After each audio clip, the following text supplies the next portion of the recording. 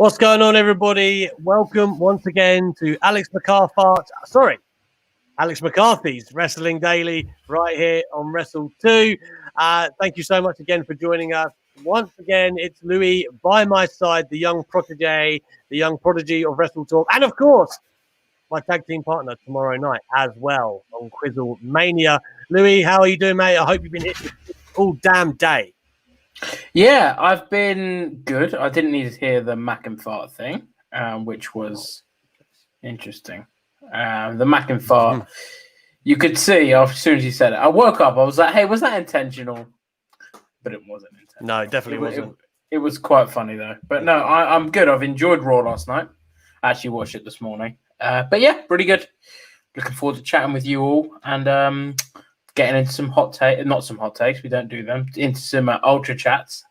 That's your fault because you mentioned them just before we went on air. But yeah, looking forward to it. I can see some regular faces in the chat. We got Elizabeth Stallion, CM Chris. Speaking of Quizzle Mania, here he is. Yeah, here he is. Past competitor. I did beat him when I was on, but there you go. He was giving you the love, and you've given him shade like that. I do love you too, Adam. I do love you too. Anyone that knows me knows I have a lot of time for Adam. So, as well you should. Yeah, you just said it yourself there. Let's dive into Raw a little bit before we get jumping anywhere else. But let me say this: thank you very much to the good eggs that are appearing in the chat once again, and the viewers we have currently. You know what to do. Give us those ultra chats. Send your messages and questions at WrestleTalk.com/Wrestle2. And once you do that, the moderators will ping them over to Louis and I, and we will read them out on screen. Whatever the amount will be, we will read it out. And we've had some great ones this week, giving us some good debates from some fine eggs. I believe Egg Benedict has been top of the totem pole in eggs. I think that's been established. Yeah. So, yeah, you're all well on your way to Benedict status. Speaking of eggs, I think someone said, where is it? They were like, I think Mac and Fart is a term when you have a bad egg. I think that's what they said. I agree with that. Should that be the lowest form? Like egg, Mac and Fart? Yeah, or even McCarthy. Like that even sounds worse. We like that. You know, Dion Chua says, "Sup, Louis and Alex. I'd put money on you to win Quizzlemania." You know what, Dion? I appreciate your support, but also I was on the episode that Louis won, and I think our combined score was actually something ridiculous, to be fair. Yes, so like all the other teams have like a weak link. But I love her. She's great at what she does. She is fantastic. But you're about to bury her. Denise is the weak link of the team with Luke. Pete and Ollie, like I know they're part of the Ollie Authority. I've still got my blazer here. They're fourth. Tempest and Andy. Tempest is very strong. Andy will be the weak link. Me and you, I think we're both the strong links. I don't think we've got a weak area of our team. So I think we got a good chance. I really do. I think me and you are going to bring it home. And then I'm going to make sure that our first title defense is against Steph and SP3. There you go. There we go. True Hill Heat himself saying, I want Alex and Louis to win Quizzlemania so me and Stephanie can challenge them for the tag titles. It would be an all Wrestling Daily affair. That would be the one, to be fair. Would be very happy with that. Louis is right, though. I just hope that our intelligence is enough to combat, Tempest. He's like a two-man team by himself, to be fair. So it's going to be tough. But anyway, we digress. Thank you very much for all your ultra chats. We really appreciate them. Please make sure you keep them coming. They're the best part of the show. As usual, I will remind you to like and subscribe to anything on Wrestle2. We've been growing nicely over the past few months at 30,300 odd at the moment. It's going well. You lovely people. And, more than that, make sure you catch up with us on podcast if you haven't already yet. Leave a review, do all that good stuff. I'm not going to plague you anymore with your begging, but please make sure you do check us out.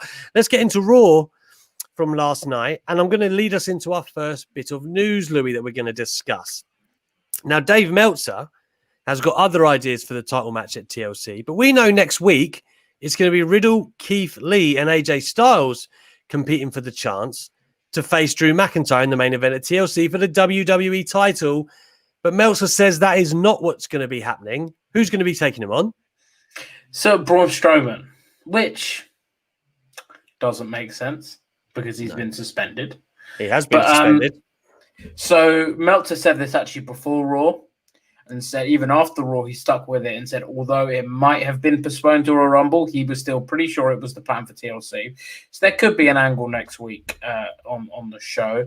But yeah, I mean, it was 3 good qualifying matches. Bobby Lashley and Keith Lee. I didn't like the finish, but the match was good.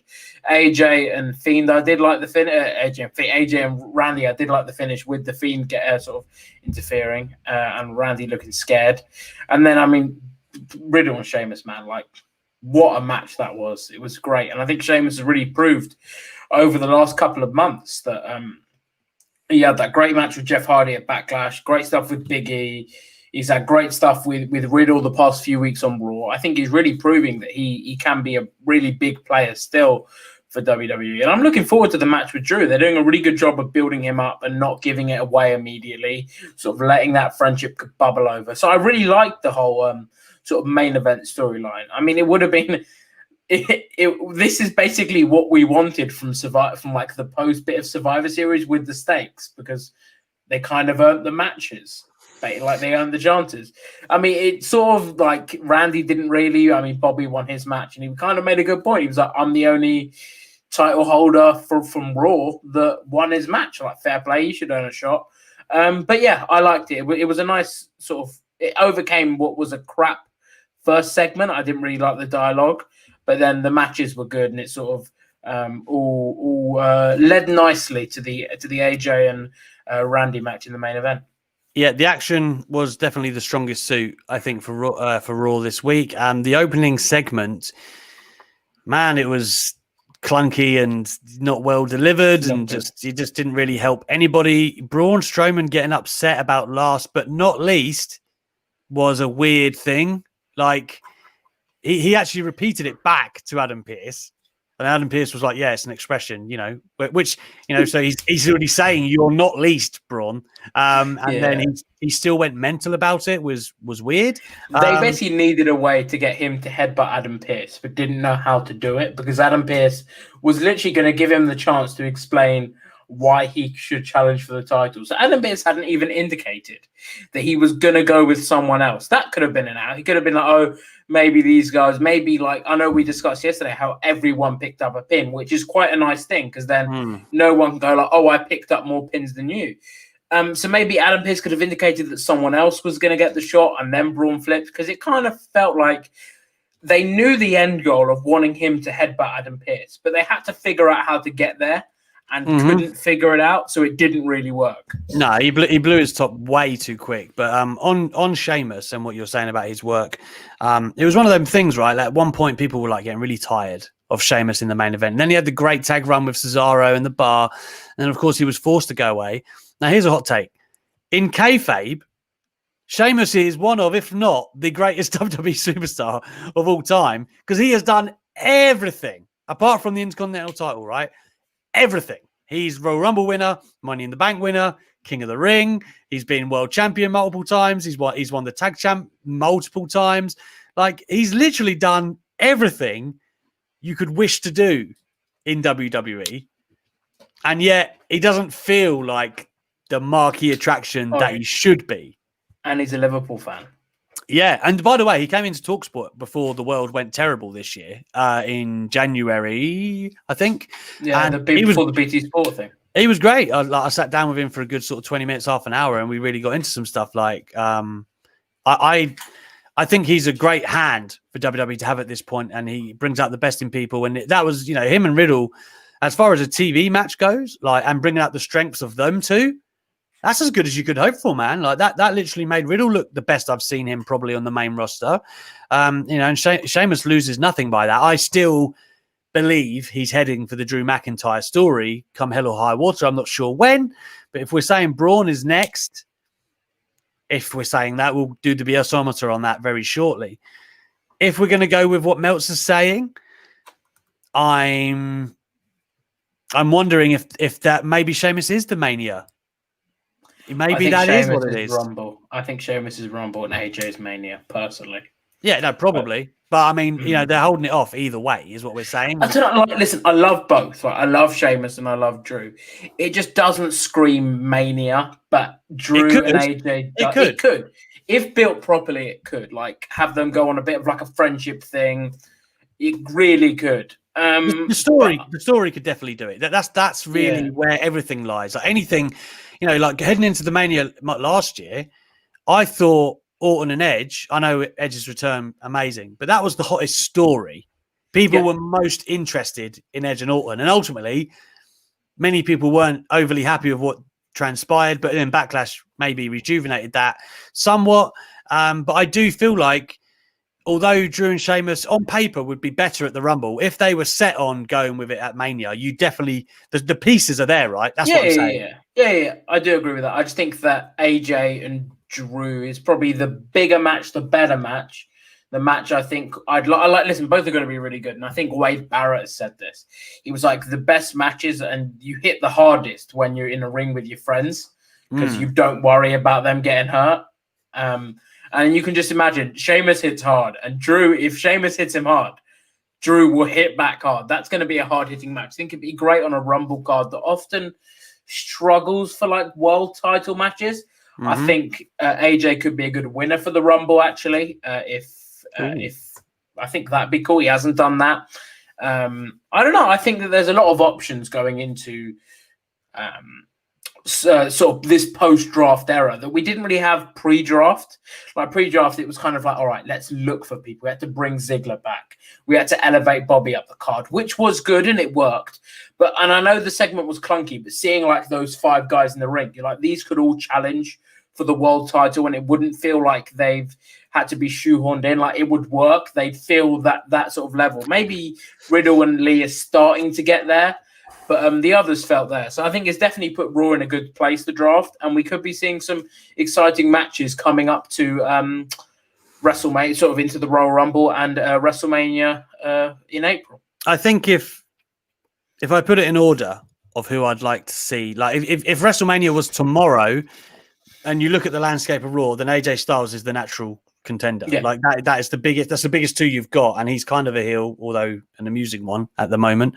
So that naturally it would be Styles and Drew. And I think Keith Lee, obviously I want something big for him, but they'd have to really build him up, which wouldn't actually take that long, but they would have to do so to get him and Drew to WrestleMania. That would be my 2 picks personally.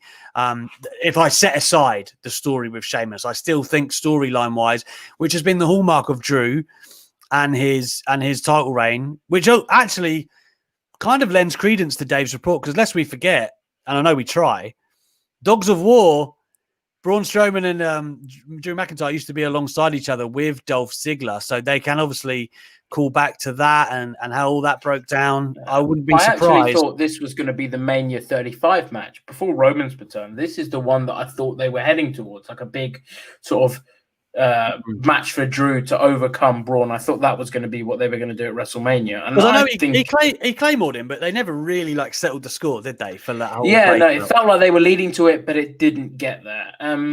I think the match would be good. Like I know some people are sort of down on Braun in the ring, but remember back to his Roman Reigns stuff. Like he's really good when he does those cool spots, like the throw in the chair just always comes to mind. I think that there could be a lot of options with Drew and Braun. And listen, I mean, just off the top of your head, right? You've got 6, like the 5 guys who were in the ring yesterday. You've got Drew in that mix. You've got Bobby in that mix. You've got Randy, and you've got Fiend.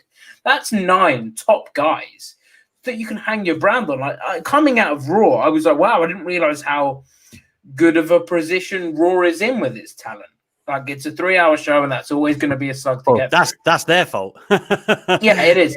But they have got 9 established, like good guys there to build the roster on. So yeah, it was a poorly executed first segment that got significantly better as the night went on, and there was no Miz, which is always a good plus. Come on, I always think I like Miz, but there was no like Miz cashing in on Drew. Also wasn't there? I hear you. So for Dave Meltzer's report on Braun Strowman at TLC, what's the BSometer? I think it's. They're obviously like they're doing something with Braun. right? Like something is brewing, and he obviously will be there. He's suspended indefinitely, but there's going to be some carnage or whatever. And I don't know, maybe he's going to blackmail his way via violence into the match or something, or he's going to ruin the triple threat next week. I don't know, but I could see it based on what's transpiring on social media today and whatnot. Yeah, me too. I could see it happening. I could see that match being booked. I could see, to be honest, I could see, I think put it in green or orange, because I could see it. I could realistically see it. But as we know with WWE, as we've said both privately and on air, it's so hard with these reports of this is going to happen, because Vince could wake up tomorrow and go, I want T-Bar to challenge for the title, and then T-Bar challenging for the title. Like, who knows? We could sit here and put it as green, and then in a week's time, Braun might be back and AJ might have won the match, and then it looks like it's egg on our face. But I mean, from this report, it does look that there might be something in it from what we saw on Raw last night. I mean, that's the nature of the beast with WWE. I did a report of how much everyone thought the world of Zelina Vega backstage, and a few weeks later, this third party malarkey comes out, and now she's not even with the company. So that I heard the same, to be fair. So, Dave, I'm going to give you the yellow orange middle ground, because I don't personally know if that is the truth, but I can see some remnants of truth in it. So I will give him a little bit of a push, I guess. Let's get our first Ultra Chat of the night before we go back to some more news and Raw. Bo Hill, Egg Benedict himself. How you doing, brother? Was curious how first Bliss match would go. Exceeded expectations. Great character work by Bliss, toying with Cross, then pretending that she had broken free of the Fiend. Loved it. Great final image of her on the ramp and Cross in the ring. Bo, you've knocked it out of the park, my friend. You've analysed it as well as either of us could have. I think the little development that's happened, and even the Firefly Funhouse last night, all of that stuff that led into the Cross match, I thought it was perfect, Lou. Yeah, it was really good. Really, really good. She's killing it. Like, in terms of in-ring action, it wasn't great. It was pretty bad, actually. But in terms of storytelling, it was off the chart. Not pretty bad. Just there wasn't anything. Not Come bad, on. but like, there wasn't any. She didn't do a 450, so yeah, she didn't do it. She didn't do a Canadian short. Like, I mean, there was nothing like. If you want to watch wrestling for the moves, this wasn't it. But if you want to watch wrestling for the storytelling, character development, this really was it. Like, it was perfect. And I think knowing Alexa Bliss, like I'm mates with her, but like knowing, like seeing her podcast, seeing how she acts on Twitter, she just seems like the loveliest, most innocent person. So seeing that, and then that juxtaposition of the Fiend and how she's acting on TV just works really well. Like, I don't think this would work so well with other characters and other people. Like, I think Bliss is really great for the role. So, I really like this. It was the second best bit of Raw for me. But after the backstage segment with MVP and Matt Riddle. I just need to pull this up from True here. I think Louis is right. Roman's return necessitated pushing Drew into that spot. If not for that, we would have gotten Drew versus Braun. It's funny, isn't it? Because it's hard to almost remember that WrestleMania, because this one, Drew had such a clear path. But weirdly enough, as soon as Roman was coming back, which you have to wonder when they knew and how that was all going to play out, Drew was always going to be the destination, which is weird. And Braun, to be honest, I mean, before the Goldberg thing, which still wasn't great, by the way, he's had a checkered WrestleMania as well. With the what do you mean? He had that iconic match in the Battle Royal with Colin Jost and someone. Colin Jost and who? Michael Che. Yeah, that iconic WrestleMania moment with them, and then with Nicholas the year before, which was just. I was there for Nicholas. People popped more than they should have. I will say that much. I would have done the same, to be fair. Yeah. Oh well. Anyway, let's move. I just thought that was very interesting to bring up that Ultra Chat, because yes, that is a key part of the show. For everyone watching, in the comments, let me know how long until you push Alexa to the title. How long? A lot of people will. You say that, but WWE will. So I'm saying how long. How long okay. So is this, so for me it would be never, because they'll book themselves into a fiend shaped hole that we've seen that doesn't work. So are you saying, well, that's assuming she works exactly like him. I mean, this is the issue, right? Like the Fiend, we've said this. Okay. We've said this, Okay, right? Like we've said before how the Fiend's matches and the way they go is the primary issue. The character work, the story, all amazing, all amazing. But it's the payoff mostly that is the issue, because it's just the Fiend taking finishers. Oh, actually, no, he's immune, and then he beats them, right? No, that's not my issue. My issue isn't the matches. And you're like, okay, it's an issue. It's not the main one. For me, the issue is you book yourself into a hole where your event, like, no one holds the title forever. There's always going to be someone else that they want to put in that position, be it a Charlotte Flair, a Shayna Baszler, hopefully, a Rhea Ripley, whoever. So you then have to figure out a way to get Alexa Bliss to lose. It's what they did with The Fiend, where they're like, all right, we want the title on Goldberg, so how are we going to do this? But they didn't do that. They just did it. Do you know what I mean? That they didn't go, well, this is actually the Fiend's weakness or something, or like, exactly. They didn't do that. Exactly. They just went, well, Goldberg beat him because he's great. Yeah, like the only issues with the Fiend, besides from his in-ring work, which I don't mind because I think it lends to his character, like the issues with him have all come when you've put him in the title picture. Because you then have, like, why should the Fiend want the title? Like, why not? Why are you in the WWE if you don't? Even if you're the Fiend, that would be a symbolism of ruling the roost, would it not? But he has never indicated, like, his whole thing is about, like, wronging people that have wronged him. Yeah, and how many times was he beaten in world title matches? Loads, but he right, should wrong the people that have beaten him in the world title matches, not try to get the title, if that makes sense. But what means the most to those people?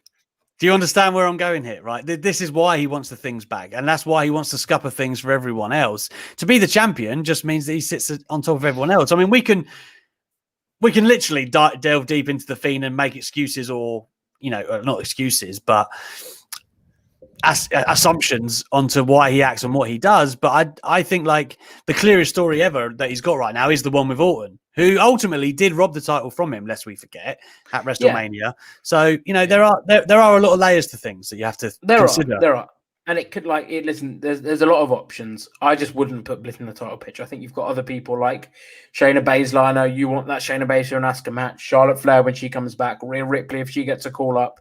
There's a lot of other options that you can go with that one. Naomi is lurking around Raw when she's ready. Yeah, when she returns. There's a lot of options there. They could do, like, a fun couple of week reign for Lana if they really want to.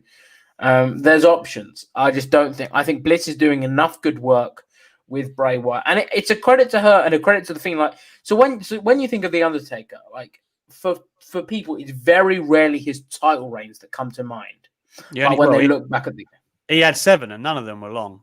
Exactly. So I think it's a testament to guys like him and guys like The Fiend and Alexa Bliss that when I think about it, they don't need the title.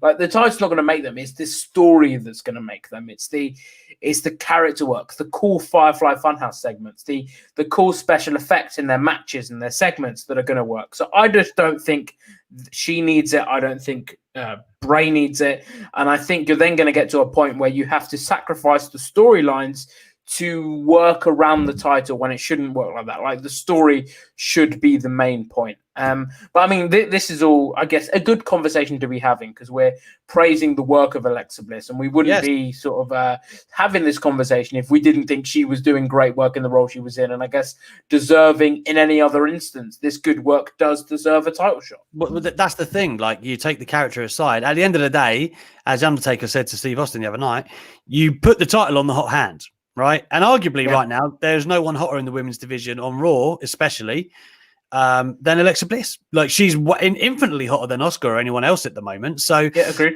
You can imagine from the WWE logic, which is always a very dangerous thing to say, because who knows what that actually is. What an oxymoron that is. Yes, WWE exactly. and logic. Yeah, so, I mean, I can imagine from their perspective, they're looking at it and thinking, Alexa Bliss is doing great work, and, you can go in this direction, that direction, but at the same time, Charlotte Flair's got to fit in somewhere. And I'm sorry, exactly. She will she will eternally, perpetually be in the title picture. That's just Sure. her character is actually a champion, which is mind-boggling to think about. That is how she is plugged in. She'll be champion within 2 months of being back, 100%. Probably, but if it leads to Rhea, as we've discussed, I wouldn't hate it. I wish there was more for Asuka though. Although, like I said, her and Shayna could tear it down in a title match, and if they actually gave them the backstory of the great NXT champions, it could be amazing. But do I trust WWE to do that? Probably not. While we're on this topic, and it's important to note this again, speculation from Dave Meltzer, not a report like his Braun Strowman one. He said on Wrestling Observer Radio that the impression he got was that we're going for Lana and Asuka versus Shayna and Nia at TLC. Do you see that coming? I mean, you said it the other day, didn't you? A table match between Lana and Nia Jax is probably common sense. That's where I think we're going. And then he also speculated Fiend and Randy Orton, which I do see coming. Yeah. But I mean, again, just speculation. I think that's an interesting part. But he also reported, and this was a report, that other than Braun and Drew, there's nothing planned out for the TLC card yet. Like nothing has been finalized, which doesn't shock me. You can green BS someone to this because I don't even think they know what's happening on SmackDown on Friday. Nonetheless, TLC next month. So yeah, I think that 100%. That's actually not green enough. It needs to break the scale how green that is, because I wouldn't be surprised if they've got nothing planned for TLC yet. Yeah, well, they obviously have some sort of direction for Drew, but I grant you otherwise. Yeah. Like the women's tag titles, I hate it when they do this, man. They just get thrown by the wayside for months at a time because they get the people who are holding them get stuck into different stuff. I loved it the way Sasha and Bayley were holding them this summer, but oh well. I mean, in theory, Asuka and Lana have earned a shot, right? They've been the champion, so I guess again by WWE logic. Let's move on to some other news. Before we do, can we talk about the best moment from Raw? Play it. First things first, I'm not your bro. Oh. I love that. The best part of that, I said this to you before we played on it, is MVP. He stops in his tracks for a second because he obviously wants to laugh or acknowledge it, and then he's like, no. That's great. Oh, what's that? Oh, what a guy! No, that was funny. That was great backstage segment. MVP's got chemistry with anyone. He's got great charisma. So is Riddle. That was great. So yeah, best moment of Raw, best moment of WWE TV this year. Jesus wept. It wasn't that good, but it was good. Put over strong. All right, let's talk about while we move away from Raw a little bit here, the SmackDown side of things. Two bits of news here.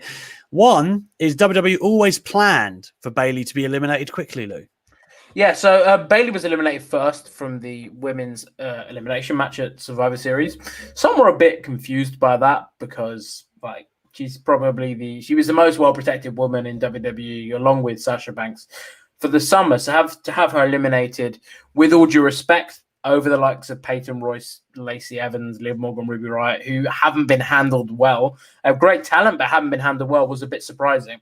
And some speculated it could be because, I don't know if you remember it, but she did that suplex from the top rope to the outside onto Peyton Royce, where the other 8 women just parted. And she just went through the middle. Awful. And you notice the first thing she did when she gets to the floor is checks on other people. So kudos to her, the consummate professional. So some speculated it could have been potentially an injury. She had to be pulled because she was hurt. But PW Insider said that was not the case. She was always planned to be eliminated first, which kind of surprises me. I mean, I get it. They're trying to showcase everyone. And if anyone knows Bayley, I spoke to her at the Royal Rumble this year. She is, and this probably goes for a lot of women backstage, but I just know, having spoken to her, she is a huge proponent of all the other women. She wants to lift everyone up. She's an avid supporter to make sure that everyone gets their shine and their spotlight. And after the tremendous run she had, and a lot of women fell in her path during this run, and I'm sure that's not lost on Bayley. So I imagine that it's all part of the character arc and her rebuilding, and I'm sure Yeah, I don't think it hurts her at all after the tremendous year that she's had. The second bit of news on SmackDown, of course, comes to a man who certainly has been affected recently, and that's Aleister Black. Now, this is a guy who we know is well liked by certain people in the company, and his work is pretty undisputable. There's nobody here who's going to tell you that Aleister Black is a bad worker. Paul Heyman just the other day was waxing lyrical about Aleister Black and his talents to me. But it appears he's forgotten about Lou. Poor guy. I mean, so Meltzer said on Wrestling Observer Radio that... So some people have speculated that he hasn't been on TV for the past few weeks because of Zelina Vega and the situation going on there. For obviously, those that have been living under a rock, Zelina Vega and Aleister Black are married. I think recently celebrated their 2-year anniversary. So congratulations to those two. But yeah, so Meltzer said it isn't because of the Zelina Vega thing, because we know he was being pushed to the top of the card before the situation, and it's all derailed those plans. Obviously, in jest, he had no plans beforehand. But Meltzer said he's been, and I quote, forgotten about backstage by people within WWE. Like Vince sees him. Imagine they're walking in the corridor like, "Oh, who are you? Who's that guy? Who's that?" So you mentioned Paul Heyman there. And this, apparently his downward spiral has all started since Paul left. For those that don't know, it was actually between Drew and Aleister Black to face Brock at WrestleMania, win the Royal Rumble, and ultimately become WWE champion. So Paul Heyman obviously had great plans for him. But when Paul Heyman left, unfortunately, Aleister Black was one of the names forgotten about and sort of left to the wayside. And this really hasn't worked for him. He was reportedly asked to return to NXT. WrestleVotes reported that, and Dave Meltzer has since sort of corroborated it, sort of not. Said that it was more of like an idea thrown about, sort of being like, "Oh, hey, can I return to NXT?" Which was more sort of like not shut down, but no one seemed interested. I guess that is the thing when Dave's doing radio and WrestleVotes is on a tweet with 240, what is it? 280, 240, whatever it is, characters. You're always going to struggle to get the whole of the story in a short tweet. So I think that was more, I guess, clarification and sort of an elaboration from Dave as opposed to a rebuttal of a report.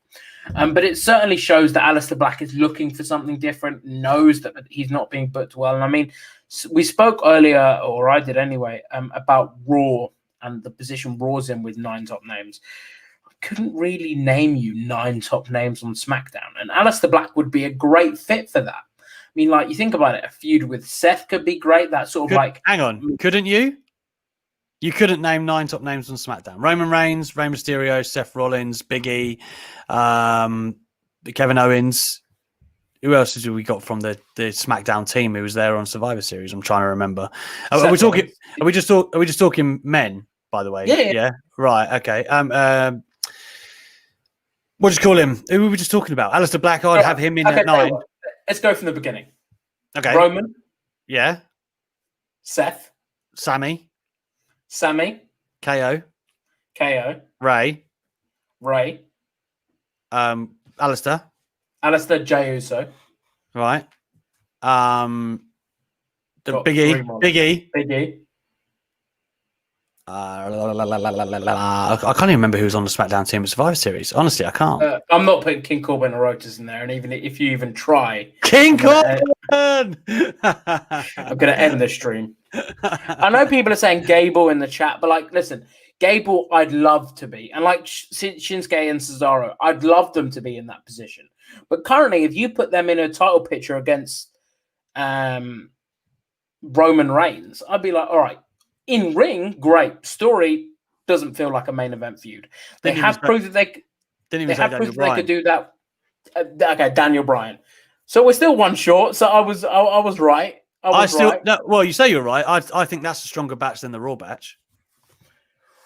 Ooh.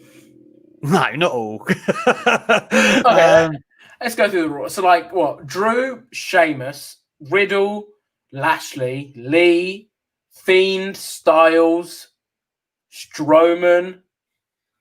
Yes, I would take the SmackDown. If that's 7 or 8 you've just done, I would take the 7 or 8 we just said on SmackDown over them all day. All day. I wouldn't. You wouldn't. You think? Oh my god! Right. So hang on. You've included like Sheamus and Strowman in yours. You wouldn't even let me have Corbin. Sorry. Corbin and Strowman are like that. Seriously. No. They are. Sorry, you were a minute ago. We're talking about Sheamus for potential Mania match, Mania title match. Because the story is there with Drew, but that doesn't mean that it doesn't mean he's more talented than someone else. Like the story is what supersedes everything. Okay, so I'm not talking about talent. Corbin is better in ring than Strowman. Oh, that's a hill I'll die on. Yeah, no, I agree with that. I think actually Corbin's incredibly underrated in the ring. He's got a great moveset. Right. He's probably incredibly safe. But I mean, in terms of like star power, like feeding like a star, I'd put Strowman ahead of Corbin. It's just purely on look, isn't it? Really? No. It is. Yeah. Come on now. No, but like if you had to tell me, like, right, you've got one of those two to feud with Drew McIntyre or Roman Reigns, like I'm gonna. I don't want Corbin in a world title feud. Don't handcuff me. Exactly. Right. So then you can't put him in that top. But mix. do I want to see Braun in it? Really? Not really. Like I'll see this with. I think if this being TLC and like Carnage and Strowman, yeah, like, I'll take it. Him and Drew. I wouldn't really want to see just him and Drew 1-on-1. Like, I mean, not that I'm like against it, but I just think there's better options than that. You know, it was a bit like when, and the thing that sucks for Corbin, because I do think he's underrated and I do like watching him work. He gets stuck in like these never-ending feuds, and he had them both with Rollins and Reigns in 2019, I want to say. Yeah. In fact, it was this year at the Rumble. Corbin and Reigns had their payoff. Like, they just go on forever, and it doesn't help him, doesn't help them, and it just makes him look... You say that, right? Seth Rollins has feuded with two people in 2020. Yeah, but he's still great. Yeah, he's great. But I was thinking about this yesterday. I was like, what were, because that Rumble feels like ages ago. I was like, what were the Rumble plans? So, like, Seth has feuded with, like, Kevin Owens. And I know Samoa Joe was in that mix, but it was really just, like, Kevin Owens and his crew. And then Rey Mysterio. And I was like, he's feuded with Andrew. He had I know what you mean. It wasn't like the long-ranging story that the other two were, but they did have a good... Yeah, it was a great match. Money in the Bank. Yeah. Yeah, no, that's right. So they feuded with three, but like, I mean, I think that it's more of a WWE problem than a King Corbin problem or a Seth Rollins problem. It's the doing a feuds, and I mean, well, actually, I'll talk about it now while we're here. This Hurt Business and New Day thing. Mm-hmm. What are they doing, man? Like, why do they keep having them wrestle? I don't want to be this guy because I'm not this guy, but AEW is so good because they don't do this. Like, can you imagine if we had FDR Young Bucks like 3 weeks in a row? Like, I'm not putting them in the same level. Well, and especially for WWE, where you've only got like 2 other tag teams on Raw. You can't afford to be giving away like burning out this feud so quickly. So like they could have like, I don't know, done a singles match, Kofi and Shelton, singles match, Woods and Cedric, but both which would have been great, and build to a tag match at TLC, maybe with a stipulation like a ladder match. That'd be cool.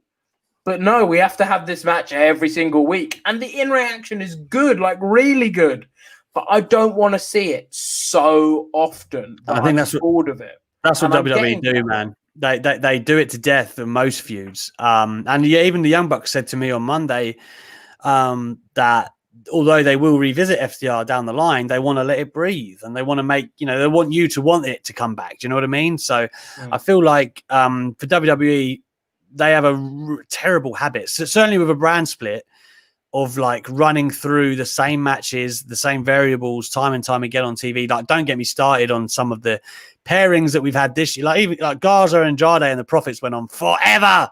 Like they just don't know how to, even add different elements into the story to keep it going. It's a problem, man. But at the same time, yeah, I think we've established both sides have talent, but it's fine to agree to disagree. But you would take Raw's roster over SmackDown's.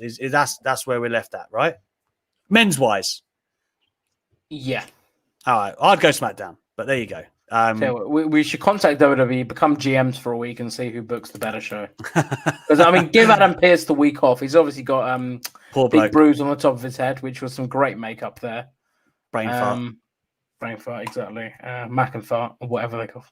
Listen, let's get to an ultra chat. And by the way, guys, we haven't read that many of them out though thus far, but we've got one from Lizzie the Stallion, Elizabeth Stallion, the hottest MC in the game. But please make sure if you want to have yours read out like Elizabeth Stallion's about to, then please do get them in. And for the last 20 minutes of the show, we will deal with some piping hot takes. So Elizabeth says, can we have a moment of silence for Friendship Frog? RIP. That segment was equally brilliant and creepy. Yes, it was. And I must say, I watched it and I thought, I'm glad my daughter's not here with me. Like when the frog was like, bleeding apparently green blood from its mouth. I thought, wow, that's a bit much. I've heard frogs bleed green blood. Factually correct. Is it really? No, I've completely made that. I was just about to say, I mean, I feel terrible for even biting at that, but either way, color is blood. See, people tell red frogs have red blood, along with snakes and lizards, because they have the respiratory pigment in their blood, and hemoglobin is generally that rich red color. Well, if anyone red blood wondered why they tune in to Alice McCarthy's Wrestling Daily, it's for facts like what color frog's blood is. Science lectures over here. I'll tell you what, if this wrestling gig fails, me and you should go to become preschool science teachers. If and when it fails for us, probably, to be honest. Well, one of us says something stupid and gets blacklisted by every company. But yeah, by the way, on the BSometer for Aleister Black, green? Yeah, I mean, it's obvious, really. Like, he's been forgotten about. Actions speak louder than words, and he is not being seen. Yeah, and if people want to get their ultra chats in, if there's something that you want us to talk about that we haven't already, like this, when we started Wrestling Daily, we wanted the discussion to be led by you guys. So if you want us to discuss a particular topic, you've got something you want us to fancy book, I like that. We had to draft five superstars each for a roster. Get them in at WrestleTalk.com/Wrestle2. The link has been pinned in the chat and is the top link of the description if you want us to talk about something in particular or want us to discuss anything really within reason. Obviously, we will do that. Yeah, absolutely. And we do have another ultra chat from Buds. Welcome, Buds. My hot take: Michael Cole saying it's boss time or calling him the big dog has never really bothered me. Shrug. I actually quite like it, and his commentary in general, for that matter. Yeah, I wouldn't go as far as to say it bothers me. I often found that Michael Cole's commentary for me was somewhat lacking in passion at times, where it called for it. That was a criticism I used to have about him, and I don't know if that's because I grew up on JR, who is such the other end of the scale that. I've got a hot take. I've got a hot take for you. You end up, you condition myself that's the kind of commentary that I'm used to and I like. And it's the same reason I liked Mauro Ranallo in NXT. A lot of people were like, oh, he talks over them too much and he's a bit over the top. I liked it. It was that I dig that the sound, the commentary being that kind of atmosphere, that passion. That I dig it. But yeah, Lou, talk to me. So my hot take for this, and as soon as you mentioned him, is in 2020, Michael Cole is a better commentator than Jim Ross. I don't know if that's a hot take anymore. I think Michael Cole's got to the top of his game, and I don't think JR is what he was. But you listen to Cole's commentary. Firstly, when I started thinking of this, he ran that SmackDown. He was a sole commentator for an episode of SmackDown at the beginning of the pandemic, like just him. And he was fantastic. Like, he was really good doing it. He had some great stuff with Bayley, like him and Bayley going back and forth during the pandemic era. I think he's good. I think the issue is, and you've seen this, like, he is really good on the shows. Like, they did that Beast in the East show, 2015, I think. He was great. They did that UK show, the UK, I can't remember which, the UK Championship tournament. He was great. And I would hazard Vince isn't in his ear in those shows. And you don't forget, NXT in the UK, probably you're right. Yeah, it would have been Triple H.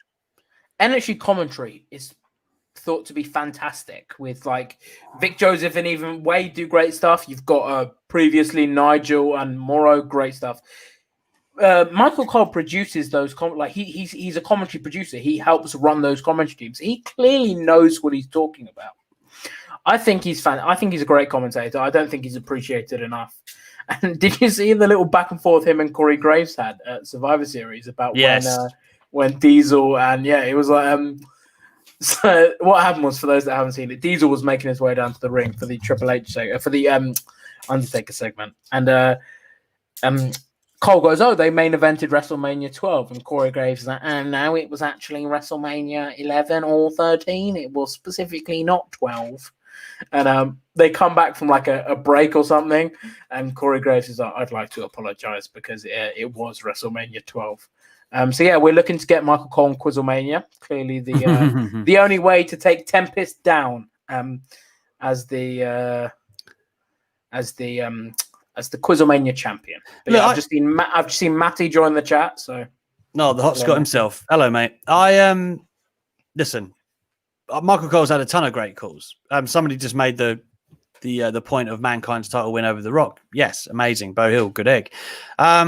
He's had a ton of great calls. He really has. But I mean, he's no JR. Like, JR to me is the GOAT from that time period of like the turn of the millennium. That to me, he's the greatest commentator there's ever been. I don't think he's the same commentator today. He's still, again, he still has great calls though. Like John Moxley's debut in AEW was a great call, but a lot of people, his day, he's fantastic. A lot of people still make the assumption that he's maybe not as dialed in or as familiar with some of the talent, and I do think he's got better with it, but he's still, he's not what he was. Some of his comments and views in 2020 just don't sit. Like, he's made some choice comments about Anna Jay, I know in the past, where they're like, wouldn't have said that. And I think the issue with him is when he doesn't like something, it's very clear. Like, Salty JR is worse than Salty Nugget. Like, it's bad because it is.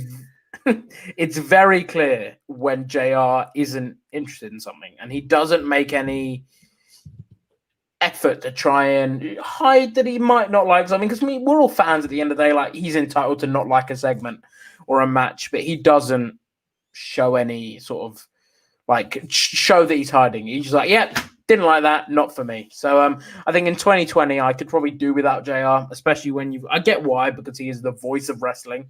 When you think of iconic commentators, he's there, so you'd want him on your show. But I mean, AEW got some fantastic commentators. Excalibur's great. Tony Schiavone's great. Even when Taz steps in, he's great. When Chris Jericho steps in, he's great. So I think AEW's got a lot. And I wanted to bring this up from Ben Davies. Amazing call of Kofi Saxton. I was going to say, got to be careful how I say this. Obviously, the people producing commentary, like, if Vince is screaming in his ear, like, he is not a black guy. Like, he doesn't know what black guys have had to go through in wrestling. So it seemed like Saxon was genuinely interested in what was going on. Bought into Kofi's struggle, the struggle of being told no, which I'm sure Saxon has, being told, because of your race. And he was really, like, emotionally invested in it. So, like, when you allow commentators to do that, they show what they can do, and Saxon was great there. But I mean, calling Nia Jax and Asuka a main event worthy match from WrestleMania, like a few weeks ago on Raw, I don't think that's forgivable from Byron It's Saxton. almost certainly not his line. Sorry, not almost certainly. I would bet my house on it. I think your parents' house. Yes, I would bet my mom. The house is up, but yeah.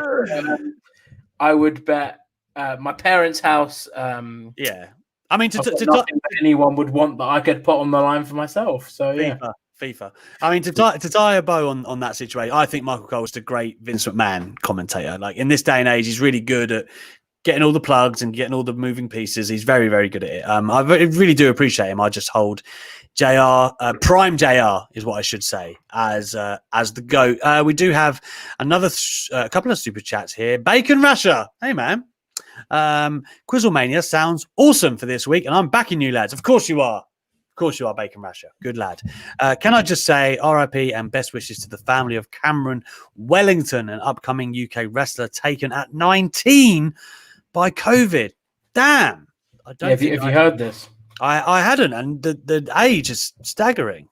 Yeah, so he was a guy from the UK. Unfortunately, got diagnosed with COVID on Tuesday of last week and died on Thursday in hospital after lung and heart surgery. Paris described him as fit and healthy. He was a UK wrestler doing the rounds on the UK scene.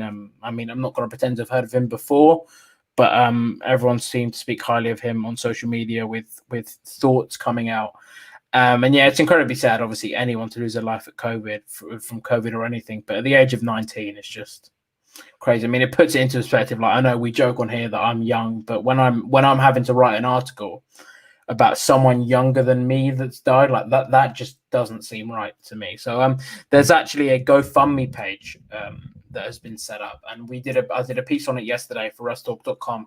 So if anyone wants to donate, obviously no obligation to, but is in a position to and wants to, the links are all on WrestleTalk.com, so you can donate to the family and sort of help with the funeral costs and things like that if you would like to, and think it's an appropriate cause.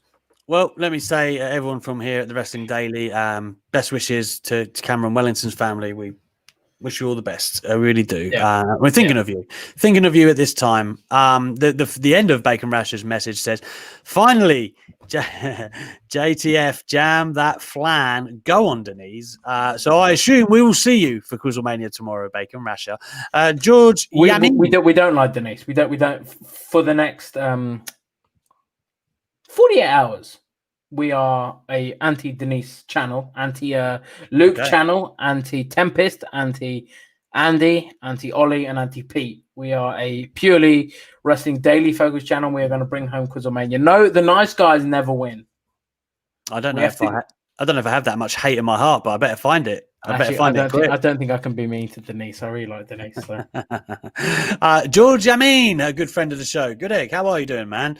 My top 5 Roman Reigns matches of all time. AJ versus Roman. Extreme Rules. Very good match. Roman versus Seth. Money in the Bank. Another good match. The spear into the pedigree was magnificent. AJ versus Roman. Payback. Drew versus Roman. SummerSlam. Is that SummerSlam? Survivor Series. Sorry, he said double S. And the match we got 3 days ago. Yeah, I was like, hang on a minute. Roman and WrestleMania 31. Do you guys agree? Man, I can't pick a fault with that list. I really can't. I put Jey Uso in there. I really like that match. I think was on point. Was one of my favorite matches. Both of them. You could have both of them up there. You really could. Yeah. I think Roman, as all a lot of people down the years have had a go at Roman and his in-ring work. Really, well, I just think it was popular to have a go at him full stop, and they didn't really consider the good worker that he is. Oh, I mean, I must admit, for a long time, I hated the Superman punch. I hated it as a finish. I mind it less as like a signature move now. Do you know what I mean? It's fine. But when it was putting people away, I was like, man, this sucks. I do like the new gi. It's all right. As someone that covers MMA, we've had this discussion with Ollie on the show. He obviously does his new submission. Guillotine or guillotine? Guillotine. Perfect. And I'm going to crop out and send it to my brother, who, because I said it on the stream for Hell in a Cell. I was like, I like the guillotine as a finisher. My brother goes to me, it's actually a guillotine. I was like, I think it's a guillotine. So I'm going to take that from UFC expert. Alex McCarthy. Veteran. But yeah, no, I do agree. Superman punch is awful. And I can't actually think of any great matches. His stuff with AJ was fantastic, like amazing stuff.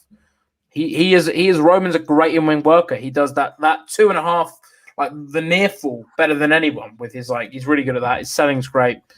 He's really, really good. I'm a big fan of Roman and always have been. I actually, for me, think he is the best member of the Shield. Wow. I mean, he's my favorite right now, but I mean, he's had a ton of great matches. Somebody noted in the chat as well. Daniel Bryan at Fastlane, very good match. He's had a ton of good stuff with Bray Wyatt back in the day. When Shield Wyatt family, that match was great. Again, I mean, I know that you can't just say that that's Roman's in the Shield, but he was a part of an amazing amazing matches there. I could think of a ton of fun matches. Even the triple threat with the Shield was pretty damn good. They should have got it. I still thought they should have done a ladder match with the Shield, like for the title at some point as a missed opportunity. But alas, you can't have it all. Matty is here with an ultra chat. He says, I like Vic Joseph. I liked him on Raw. Very good commentary. Graves is also very good. but JR is the ultimate commentator for me. But what about ring announcers? Who's your fave and least fave? Oh, So I don't a bit know. of a hot take as well. Go on. I find the Justin Roberts, John Moxley tad obnoxious. Oh, I don't. Come on. It's good. Listen, it's good fun, but it's like a bit much. It's got to be Tony Chimmel. Like, come on, Tony Chimmel for. I like. I'm not gonna do it. The Rated R Superstar with the little voice break was great. Yeah. But I mean, Justin Roberts. You just said that it was too much when Justin Roberts wants to give someone some embellishment. Yeah, but that one's on AEW, and I don't like AEW. Keep up the gimmick, Alex. Yeah. It was actually my favorite was Justin Roberts when he was in WWE because there was such a noticeable difference when he's moved over to AEW. His Undertaker was great. Justin Roberts great, Tony Kimmel's great, regardless of where they go. So for those two are top. For worst, don't really have one. Greg Hamilton's good. I actually like Greg Hamilton. There's no. I mean, the Think is he's got to be up there too. Yeah. I mean, I don't think I've ever watched an announcer and thought, God, they're terrible. Like, oh God, I hate them. Like, I don't think I've ever really seen that. But I will say, didn't Eva Marie do it for 1 week? I don't. Come on.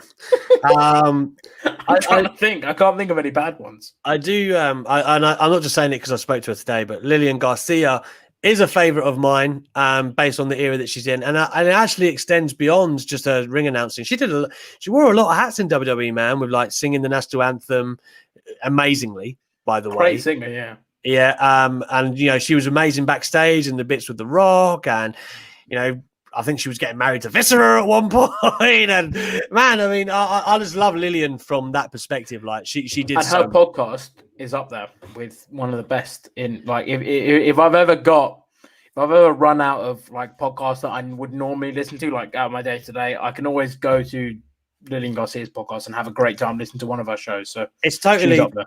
The Chase and Glory is totally like on its own in terms of the medium. So there's a million wrestling podcasts, like literally. But I think the way she explores people's personalities and stories and the way they open up to her, if that's your kind of thing, honestly, Chase and Glory is absolutely your bag. We do have a hot take from Matty who said he doesn't like Greg Hamilton. I quite like Greg Hamilton. I think he showed a bit of character, which is quite rare to see in like the guest ring announcing roles. Yeah. Why did you make us do it then, Matty? You don't like it. To be fair, he said aside from Best in the World, so he obviously liked Best in the World. I feel that's a bit harsh then. That's pretty much his staple. No, I like Greg. I mean, I've never, again, I haven't got anything overtly negative to say about what he does. No. Me either. Well, there you have it. Then let us know your Mount Rushmore of ring announcers or whatnot. I think for me, if I had to say off the top of my head, I'd say Fink, Chimmel, Lillian. Oh, then it gets hard. And probably Justin Roberts. I would say so. It's probably great book, by the way. If you ever get the chance to read his book, read it. It's very good. Yeah. Someone said JoJo Offerman was the worst. No, she was all right.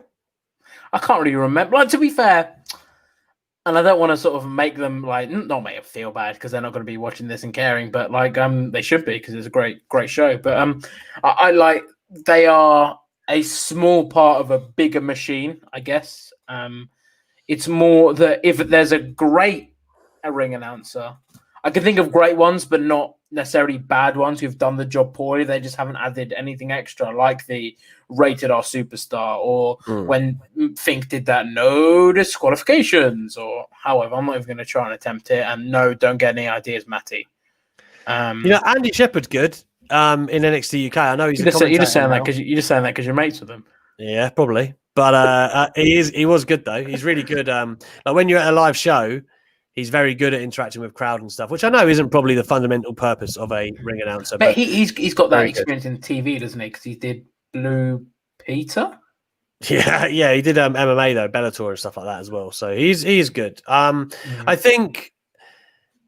I don't think like JoJo was bad per se, but it's funny when you look at like I said, read the book of Justin Roberts, and you'll see how anal WWE are about what you should and shouldn't say, and like, he would never get away with the John Moxley stuff in WWE, for instance, right? It's just for Cena, no.